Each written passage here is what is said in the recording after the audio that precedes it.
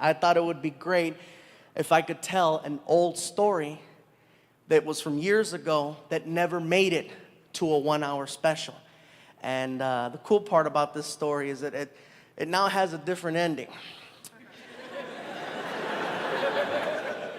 The story is called The Gift Basket.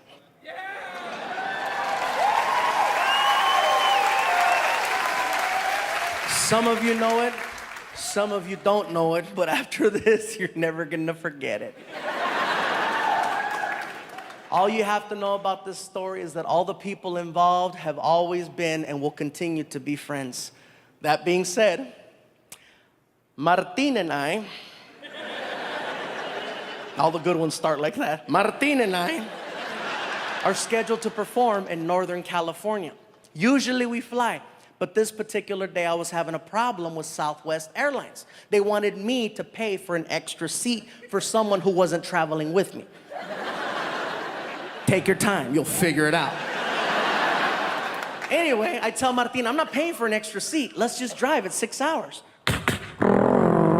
So we headed north. 3 hours into the drive, we're passing through a city called Fresno. And as we're passing, hey, Fresno 559, get us away. Anyway, as we're passing through Fresno, we start seeing billboards off the side of the freeway that said, performing this weekend at the Radisson Hotel, directly from BET's Comic View and Showtime at the Apollo, comedian G. Riley. And I look at Martin, I go, oh shoot, G's in town. And Martin goes, yeah, I haven't seen G in years. So we're like, let's stop by the hotel and say hi. So we pull into the parking lot. We walk in. I tell Martin, he doesn't know we're here. I'm gonna crank call his room. He goes, what are you gonna say? I said, I'm gonna tell him that I'm the front desk and that he just received a gift basket. He goes, what's so funny about a gift basket? I said, I'm gonna describe it over the phone. And I'm gonna make all the items that are in this imaginary basket become items that stereotypically a black person might like. But you're crazy. I said, I'll tell you what, we got 2 hours to kill. How about this? How about we go to the supermarket and we make an actual racist gift basket? And we'll have it delivered and we'll wait outside to see what happens. I said, are you down? We go to a store and we start to design the sickest practical joke ever. I get a shopping cart and I'm like, all right, we need a basket. So I find one, I take out the grass, the plastic eggs, and the chocolate rabbits, and we start hitting the aisles. First item I grab is a fried chicken about that big, okay? See how quick that laugh was? There's a few black people in here like, mother, this better be funny.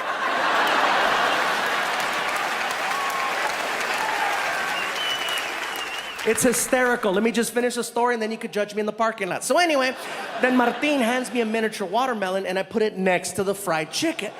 Here's where it gets interesting. Employees of the store find out what we're doing and they start volunteering to help us finish the basket. Half of the employees were black, which made it so much more accurate. Aisle after aisle. One guy was stocking a shelf. He was an older white guy, and we're like, sir, can you help us? What do you need? My buddy Martin and I are trying to make this messed up racist gift basket for our black friend as a practical joke. Can you think of something we can put in there? Without even blinking an eye, the guy was like, you gotta have Kool-Aid. It's at the end of the aisle on the right. Malt liquors and XL over in the back of the store in the freezer section. It's on sale 2 for 1. By the time we get to the register, all these different employees plus us came up with the basket that had fried chicken, watermelon, Kool-Aid, grape soda, barbecue potato chips, sunflower seeds, an Ebony magazine, a Chris Rock DVD called Bigger and Blacker, Magnum condoms, Newport cigarettes, a rack of ribs, the recipe for cornbread. It was getting bigger and bigger and bigger and bigger. Icing on the cake, we find a greeting card that's on clearance from Halloween, and it has a picture of 3 ghosts on the cover wearing sheets. I tear off the half that says Happy Halloween, and on the back of the card I write, welcome to Fresno, love the Chamber of Commerce. And we stick it to the basket. We made it all nice and pretty, and we haul ass to the hotel. We pull up, we walk in. The basket is hot as hell, so I'm racing in. I get inside and I put it on the counter as fast as I can, bro. It's too perfect. There's a black girl behind the front desk. As soon as I put the basket down, I hear...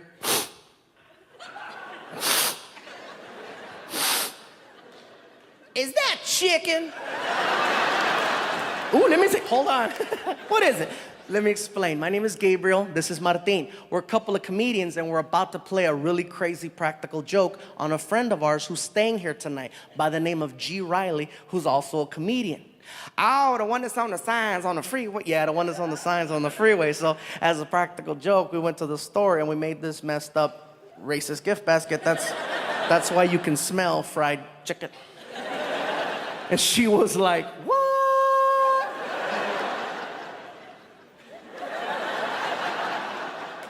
You need Jesus, that's what you need.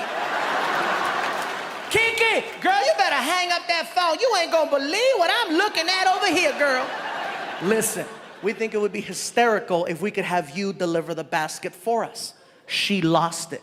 Oh, the hell you didn't. I know you didn't just ask me to take that to a black man. You are out your damn mind. Oh, Lord, give me the strength to not kill this big-ass Mexican over here, Lord.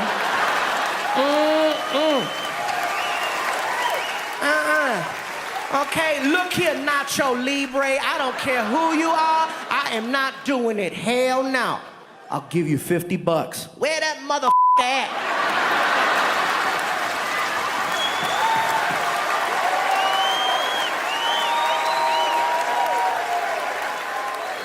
We follow her to the hotel room. She knocks on the door. Martin and I hide by the elevator on the floor. She knocks. G opens the door, sees a beautiful black woman standing there with a gift basket. This is for you, baby. He says, thank you, closes the door. She walks away and she sees us on the ground hiding, right? And she's like, y'all still going to hell. We get up and we walk over to the door and we put our ear. Listen, shh, listen.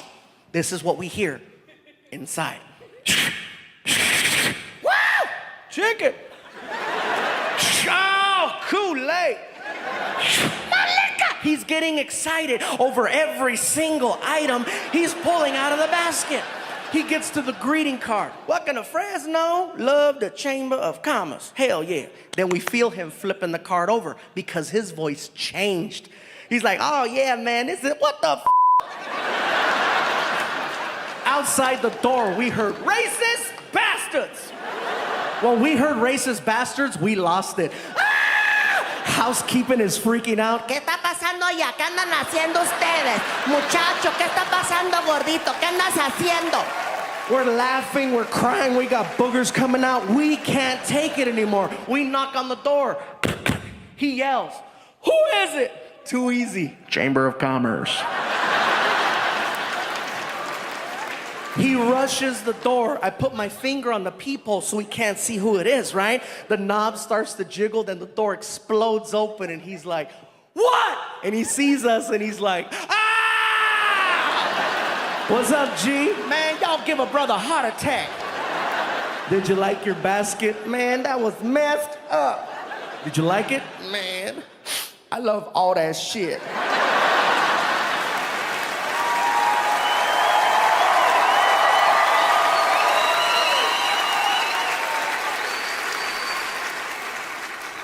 And now, ladies and gentlemen, a story that has been 7 years in the making. I would like for you to now hear, for the first time ever, the other side of that story. Ladies and gentlemen, I flew him here to Hawaii so that he can share this with you. Give it up for my friend, Mr. G. Riley.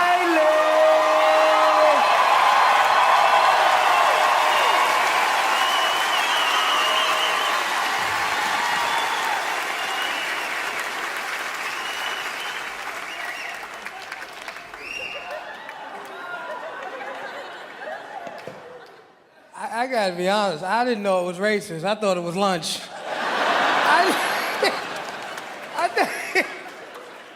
thought it was lunch. I didn't know it was racist till I got back to my neighborhood. And the brothers in my neighborhood looked at me. They say, man, I don't believe you let that Mexican guy do that to you, man. That was messed up. I know you got him back. I said, what, buy him lunch? I can't afford to buy that man lunch. If I buy him lunch, he'll be getting me again. But see, you gotta understand, it was the perfect set of circumstances when it happened. Because I'm laying across the bed in the hotel. I'd never been to Fresno before. And I wanted something to eat, and I didn't know where to go eat. So I'm laying across the bed, and I'm saying to myself, where could I go eat? I wish I had some food. And all of a sudden, magically, there's a knock on the door, and a black girl shows up with a gift basket. And I took the gift basket, and I said, they know how to treat their comedians up here in Fresno. And I'm walking to the bed, and I could feel the heat, and I could smell the chicken from the gift basket. And I'm like, oh, this is cool. Because nobody smells chicken and thinks of racism, right?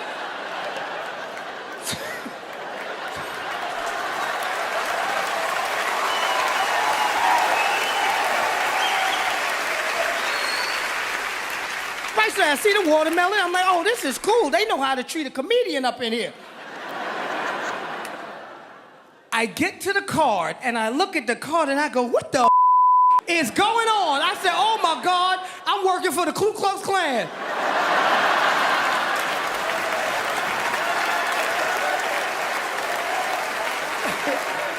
And I really started to panic because in my head, I'm saying to myself, is this for real? Because there were billboards all over the city with my picture. And I started thinking they were trying to scare me out of town.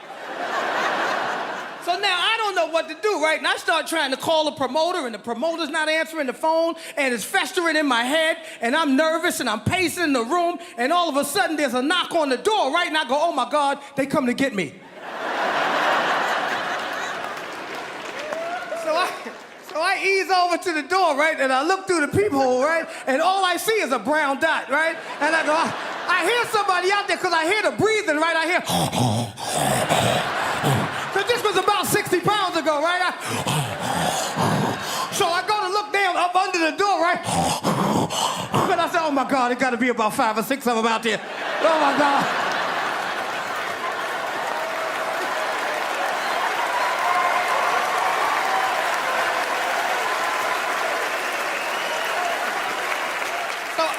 Like this. I figure, okay, you know what? If it's gonna happen, it's gonna happen. You know, if it's gonna happen, I'm gonna go down swinging, right? So I put my best black face on. You know, I tried to look mean. You know, I look like this guy right here. I look like that guy right there, right? And I go, who is it? And they go, Chamber of Commerce. And I'm like, oh my God, the Chamber of Commerce is the Ku Klux Klan. And I'm panicking, so I get to the door, right? And I pull the door open, and when the door opens up, these guys are falling all over the hall, laughing at me. They're rolling all into the cleaning lady's car. The cleaning lady didn't know what was going on, right? She's scared to death because she sees a black dude with no shirt like this, so she grabs the lemon pledge like it's pepper spray, right? She's ready to get...